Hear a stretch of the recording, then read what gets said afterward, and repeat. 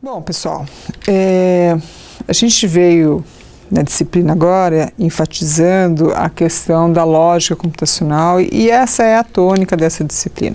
Essa disciplina, o objetivo dela é muito mais vocês aprenderem e se apropriarem das principais estruturas de lógica computacional do que propriamente de uma linguagem. Mas claro que a gente precisa exercitar isso, né? Então, hoje nessa aula, eu vou passar para vocês, nas próximas duas aulas, qual é a equivalência entre o Portugal e o Java. Mas reforço, o importante não é o Java, o importante é o Portugal, porque eu estou dando uma aula agora de Portugal Java, mas eu posso dar uma aula depois de Portugal C, uma aula de Portugal Pascal. São linguagens diferentes que surgiram em épocas diferentes, às vezes para arquiteturas de máquinas diferentes. O Java tem uma característica, já vou explicar por que a gente escolheu o Java, uma característica especial. Mas o importante é vocês terem a lógica computacional bem sedimentada. Até para a maquininha HP de vocês, Cássio, que vocês programam os programinhas de vocês, é a mesma lógica sempre. Então, isso que é o importante da disciplina. Mas, para vocês treinarem, a gente vai ver uma linguagem. Por que a gente escolheu o Java? Eu vou mostrar para vocês, a gente escolheu o Java por vários motivos. Primeiro, porque o Java é uma linguagem, hoje em dia, muito utilizada porque ela é muito portável. Quase que ela independe da máquina da linguagem de compilação de uma determinada arquitetura específica, porque ela é executada. Na verdade, quando a gente compila, a gente gera um programa em bytecodes. Quando chega na nossa máquina, ele é realmente compilado. Então, às vezes aparece aquela xicrinha do Java, é porque está usando o Java Machine da nossa máquina, né? E porque tem muita coisa pronta na internet, né? A linguagem Java, ela mudou o paradigma de programação. Antigamente, a gente programava só linguagens estruturadas, o C, o Pascal, PLM, uma série de linguagens são linguagens estruturadas, e o Java já é uma linguagem orientada a objeto. O que muda? Muda a forma como a gente aborda um problema e resolve um problema. Como é que a gente analisa esse problema e dá uma solução computacional. A gente não vai ver isso nessa disciplina. A gente não vai fazer a parte toda de orientação de objeto, porque não dá tempo em 3 meses e porque não é objetivo. Como eu já falei, o objetivo é as estruturas lógicas computacionais. Mas o Java tem muita coisa pronta na internet, é muito valorizado, hoje em dia se necessita muito de programadores Java. E alguns alunos dessa disciplina vão querer andar mais do que um quadrimestre de PI, tá certo? Vão querer andar bastante, vão querer programar, tem gente que começa a gostar de programar. Então tem muita coisa pronta. Então, esse foi o motivo pelo qual a gente escolheu o Java, pela portabilidade da linguagem e pela facilidade de se encontrar coisas prontas pela internet, tá certo? Então, o que a gente vai ver agora é como é que é a relação entre o Java e o Portugal. Então, o objetivo dessa aula é compreender como é que a gente desenvolve algoritmos básicos no Java, tá certo? E como é que a gente escreve um programa na linguagem Java baseando-se no Portugal. Quer dizer, como é que a gente faz equivalência. Vocês vão ver que a gente vai insistir até o fim dessa disciplina, vocês têm que sempre programar primeiro em Portugal. Existem estudos que comprovaram que os grandes projetos de desenvolvimento de sistemas, de software, muitas vezes os programadores saem programando. Não fazem em Portugal, já vai lá para a máquina e programa. Foi comprovado que o tempo que você demora total de um projeto, se você não faz a análise a parte de análise, de pensar o algoritmo, que é o equivalente ao Portugal que a gente está fazendo, as pessoas que não fazem isso, no total, elas levam mais tempo do que as pessoas que fazem isso. Então, a gente tem uma falsa ideia de que fazer o algoritmo no Portugal e depois programar, parece que vai demorar mais tempo, mas não. É o contrário, e isso está comprovado. Quer dizer, se a gente faz primeiro Portugal e depois a gente passa para qualquer linguagem que seja, no tempo total do nosso projeto a gente ganha tempo, tá? Então, o que é o Java? O Java é uma linguagem que foi desenvolvida pela Sun, que foi comprada pela Oracle, que é uma grande empresa de bancos de dados, tá certo? Ela é portável para diferentes plataformas, como eu falei, na verdade ela gera um código que a gente chama de bytecodes, que dependendo da máquina, vai ser compilado para aquela arquitetura de máquina, então não obriga que todo mundo que usa aquele programa tenha a mesma arquitetura, o mesmo hardware, né? Ela é orientada a objetos, ela tem um código interpretado, que são esses bytecodes, e ela permite multitarefas, ela permite que se execute mais de uma tarefa simultaneamente, né? O nome Java vem de um bar, na verdade. Na verdade, a Sun, na época, foi um grupo de pesquisadores que saiu da empresa, que saiu assim, falou, não, nós vamos desenvolver uma nova linguagem com novos paradigmas. E eles, na verdade, queriam chamar a linguagem de Oak no começo, né? Mas já existe uma linguagem chamada Oak. Só que eles se encontraram num bar chamado Java. Então é daí que vem uma xicrinha de café e Java. Então não tem nenhuma grande coisa. O que significa Java? Não significa nada. Foi um bar onde eles faziam e o nome da linguagem ficou Java. Tá?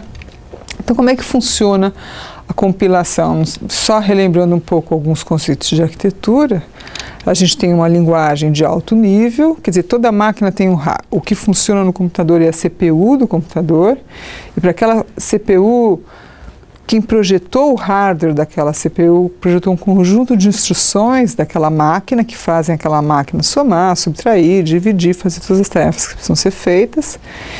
Só que é muito difícil programar, ainda mais hoje em dia com as programações web, multimídia, é muito complicado programar na linguagem de máquina. Então existem programas intermediários que vão ajudando a gente a programar.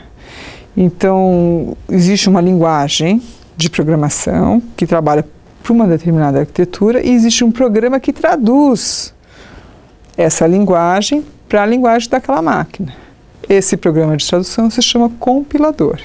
Então, o que nós vamos fazer na disciplina? Nós vamos fazer programas na linguagem Java, vamos chamar o compilador da linguagem Java que vai gerar um conjunto de dados, um conjunto de instruções que vão ser executadas numa determinada máquina, tá certo? Esse compilador chama Javac, tá certo? Eu tenho um código fonte, tá certo? Com uma extensão Java, eu passo ele pelo compilador que é o Javac e gero um conjunto de bytecodes, que ainda não é um código executável, porque esse bytecodes é o que vai ser executado para cada arquitetura, quer dizer, vai passar por um outro compilador, que vai pegar esses bytecodes e vai falar assim, nessa máquina, quando eu quero somar, eu uso essa instrução soma, então vai traduzir para aquela máquina. Na outra máquina, na outra arquitetura, quando eu quero somar, eu uso a instrução sum, porque foi um outro fabricante de arquitetura de CPUs que fez. Então, vai traduzir o bytecode para sum.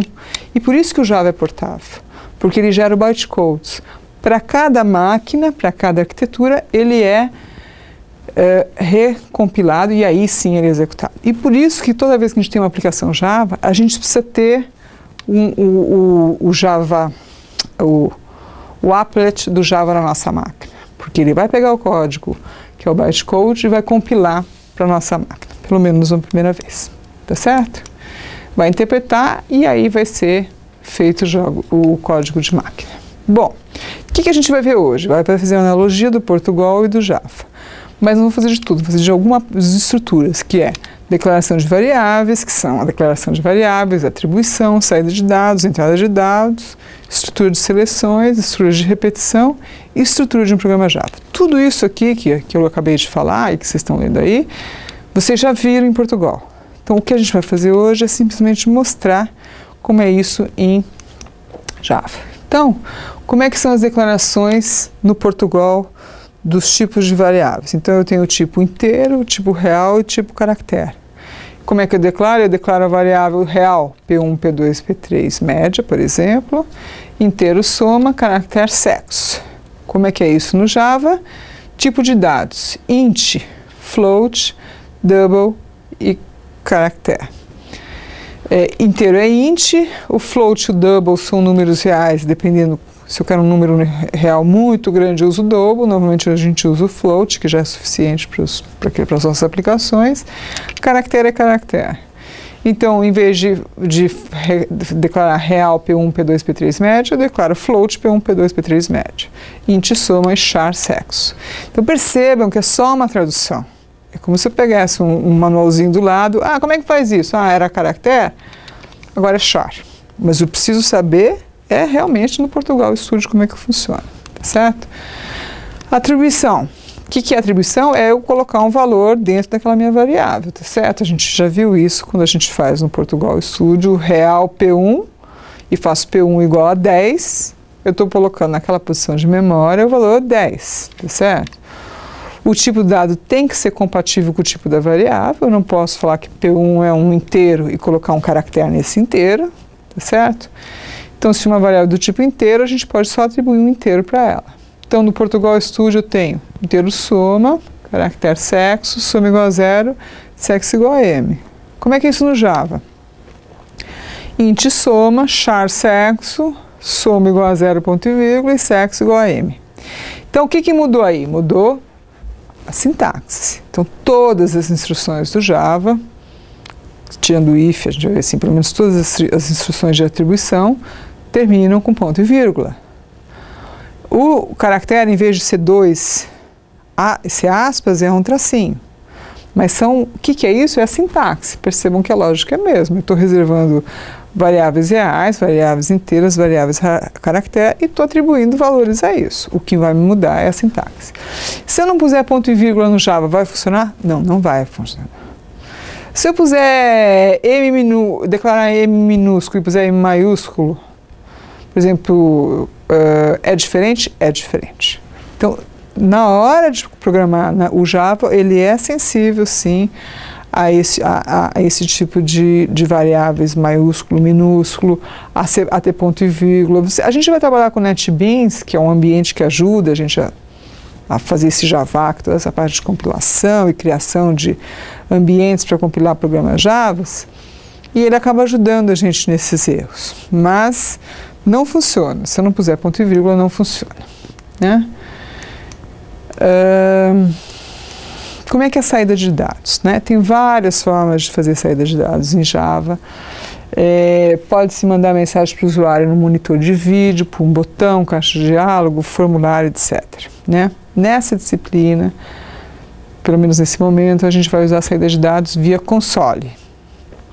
Uma coisa que é importante falar é o seguinte: se essa disciplina tivesse 3 meses, 6 meses, 9 meses, a gente não ia conseguir varrer tudo. A gente acaba, assim, tendo traquejo numa linguagem de programação, fazendo programa e usando isso. Então, o que a gente vai dar aqui é o básico. Agora, se vocês querem, falar assim, não me conformo de imprimir isso na console, eu quero fazer um formulário. Você vai no manual de programação e você olha no livro. Por exemplo, o Deitel é uma referência dessa disciplina. Você vai no Google, na internet. Hoje em dia, essa é uma vantagem. Tem muitas explicações, tá certo? Então, por exemplo, eu ou várias pessoas, quem programa horas por dia, acaba decorando a sintaxe das instruções. Mas isso é uma besteira, não precisa decorar. O que a gente precisa saber é saber procurar. Então, vocês têm que procurar. Querem fazer outras coisas diferentes? Procurem. Não precisa ficar limitado só a essa disciplina. Essa disciplina tem por objetivo a lógica, dar o básico para vocês entenderem como é que funciona. Mas não precisa se limitar só a isso, tá? Então, como é que a gente vai fazer? Como é que a gente faz no Portugal uma saída fixa? Escreva. Fixa significa um texto, né? Eu não vou pegar numa posição de memória, só um texto. Digite o valor da compra, entre aspas, ou /n, digite o valor da compra. Quando eu coloco /n, eu pulo de linha, certo? Como é que é isso no Java? A gente vai chamar um método, que é um programa que vai fazer isso pra gente, porque na hora do computador, se a gente vai imprimir, a gente tem que contar as posições, as colunas, os pixels. Então, tem métodos, tem programas que fazem isso pra gente. Então, a gente vai usar o system.out.print, que é digite o valor da compra, ou o println. O println já pula a linha. Tá certo? Essa é a diferença do print e do println. Então, o S do system é maiúsculo, tem que ser maiúsculo? Tem que ser maiúsculo. Tá certo? Não pode ser minúsculo. O println, ele pula o cursor de linha depois de imprimir. Então, aqui no No Portugal eu tinha por /n, no Java eu já uso um outro método que é o println para pular a linha. Tá? Percebam como é parecido, percebam como é só uma tradução. Né? Para exibir o conteúdo de uma variável. A gente viu agora como é que eu imprimo um texto estático. Mas para eu pegar, ir numa posição de memória e pegar o valor daquela posição, como é que funciona? Escreva a média, a parte estática, vírgula, média. Média é uma variável do tipo real que a gente declarou. Escreva idade, vírgula, id, mais uma parte estática, altura, igual altura. Então eu tenho duas variáveis, uma de idade e uma de altura, e eu imprimi duas variáveis nesse segundo comando. Como é que é isso no Java?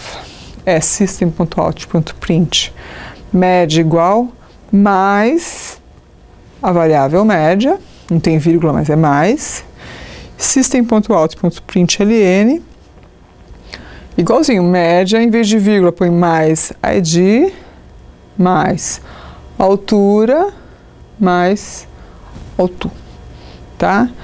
Então a gente usa o mais e não a vírgula para imprimir o texto mesclado com a variável, tá certo? Então eu tenho a variável e o texto, então é assim que eu vou colocando a idade e a variável, a altura e a variável, tá?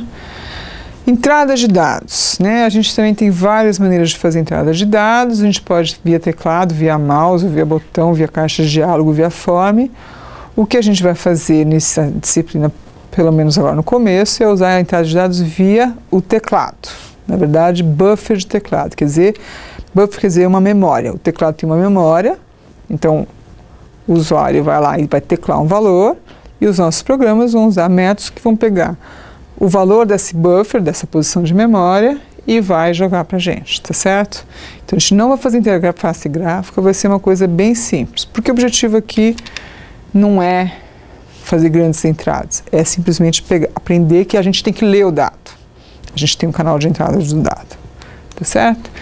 Então, como é que a gente pode fazer um comando de entrada, né? Como é que a gente pode ler os dados do teclado e guardar a memória do computador? A gente precisa criar um buffer para guardar os dados. Quer dizer, buffer é como se fosse um conjunto de memória dedicado a isso, tá certo? Que a gente tecla no teclado e depois transfere para a posição, para a memória do computador, né? Como é que a gente faz isso? A gente vai declarar uma variável entrada do tipo scanner. Scanner é um método, que é alguém que vai fazer escanear, vai lá buscar para a gente no buffer do teclado o que está digitado e vai jogar onde? Na variável entrada, né? Então, entrada é, na verdade, o nosso buffer que a gente vai estar jogando. Então, como é que a gente vai fazer?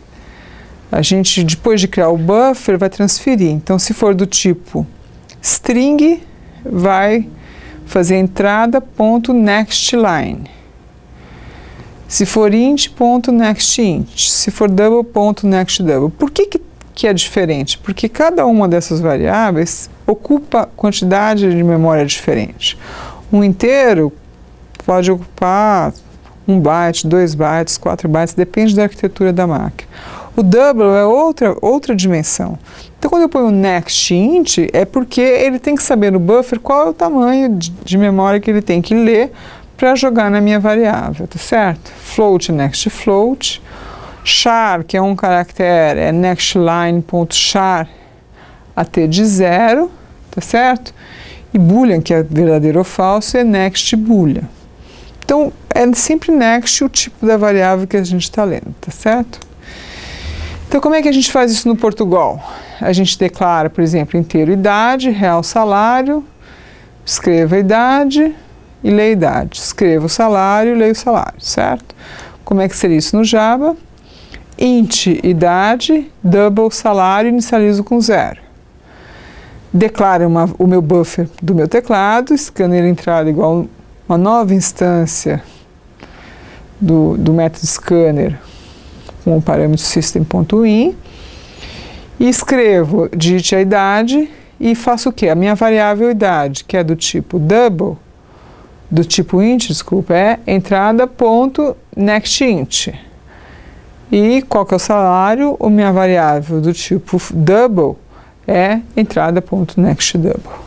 Então, é assim que a gente vai ler os nossos dados do nosso teclado e vai ter as variáveis de entrada nos nossos programas, tá certo?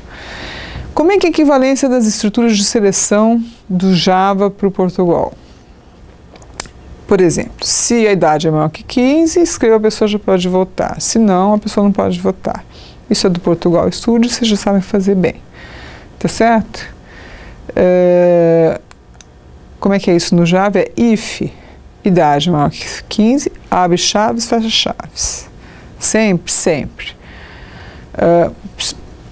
System.out.println, a pessoa já pode votar, else, abre chaves, fecha chaves. E a pessoa não pode votar. Sempre nos blocos são delimitados no Java por abre chaves, fecha chaves. É sempre bom, mesmo que para uma instrução não precisaria de chaves, é muito bom a gente se acostumar a abrir chaves e a fechar chaves. E percebam que a maior parte das pessoas que programam em Java usam essa notação. If, a minha condição lógica, abre chaves. E a fecha chaves está sempre embaixo daquele if, para a gente saber que else pertence a que if e que chave pertence a qual chave, tá certo? Por quê? Vocês já viram que tem if encadeado, se a gente não faz isso, a gente começa a se perder no abre chave e fecha chave, né? Como é que é o while e o enquanto, os comandos de repetição? Né? No Portugal Studio, eu faço, por exemplo, inteiro e conte, declaro variáveis inteiro e soma como inteiro, soma igual a 0, conte igual a 1, enquanto conte menor ou igual a 10, soma igual a soma mais conte igual a conte mais 1. Escreva a soma dos primeiros 10 números. Ok, como é que seria isso no Java? Int soma igual a 0 e conte igual a 1. Eu posso declarar tudo junto, os dois, ele já entende, eu não preciso de dois comandos e posso declarar e atribuir. While, por quê? Porque a palavra while quer dizer enquanto em inglês, traduzindo, conte menor igual a 10, abre chaves. Então, a minha condição é entre parênteses, abre chaves, faço soma igual a soma mais conte igual a conte mais 1, fecho a minha chave embaixo do while, que nem foi do if, e imprimo os primeiros 10 números. Então, de novo, é só praticamente uma tradução, né? E como é que é o for, que é o para? Então, enquanto conte menor ou igual a 10, soma igual a soma mais conte, tá certo? E como é que seria no Java? Seria int soma igual a 0, conte. Por que eu não preciso inicializar? Porque na própria instrução for, que é o para, eu sou obrigado a inicializar pela própria estrutura da instrução, né? Então, formato da instrução. Então, for, conte igual a 1, ponto e vírgula, conte menor ou igual a 10, ponto e vírgula. De quanto em quanto? Conte igual a conte mais 1, soma igual a soma mais conte. Então, esse é o comando para. Tá certo? É diferente do while, uma das vantagens do for é que eu não preciso incrementar o contador. O próprio for, ele cuida de incrementar para a sua condição ser satisfeita. Então, a gente não tem loop no for, a não ser que a variável seja infinita. O que a gente tem no while, se a gente não incrementa o contador do while, ele entra em loop infinito. No for isso não acontece, porque a própria estrutura da instrução, o contador ele é incrementado automaticamente, tá certo? E qual que é a estrutura de um programa em Java, né? Como é que a gente faz um programa, né? Então, como é que é primeiro em Portugal Studio? Eu tenho o programa, que inicia o programa, abre chaves. Função início, cadeia, parâmetros, ave, colchete, fecha colchete, quer dizer, início do algoritmo ou do bloco de instruções que a gente vai fazer, abre chaves. Faço as minhas declarações de constantes e variáveis, barra é comentário. É muito importante a gente pôr comentário nos programas para as outras pessoas poderem entender o que a gente está fazendo. Venho com os meus comandos e fecho as minhas chaves, tá certo? É assim que é uma estrutura no Portugal. E como é que é no Java? Eu coloco o nome da classe, que no fundo é o nome do meu programa. Como é que inicia, onde inicia o meu programa? public static void main, a gente passa isso como parâmetro, é o início do programa. Tudo isso tem um sentido, o static, o void, mas a gente vai ver mais para frente. A classe principal, sempre um executável do Java começa pela classe main, pelo programa main, tá certo? Início do bloco, abre chave, vem o meu início, vem um comentário igualzinho do Portugal, minhas instruções e o fim do bloco, tá certo? Então, o Java, as instruções têm que sempre terminar com ponto e vírgula, mas percebam como a estrutura do Portugal e do Java é muito semelhante. O que muda a sintaxe, tá certo? Então, o que a gente tem que tomar um pouco mais de cuidado aqui com o nome da classe que a gente vai estar definindo. Então, o que a gente viu agora foi por que a gente, nessa aula importante, né, das estruturas do que é o Java, né, por que a gente está usando o Java, e algumas traduções do Portugal para a linguagem Java.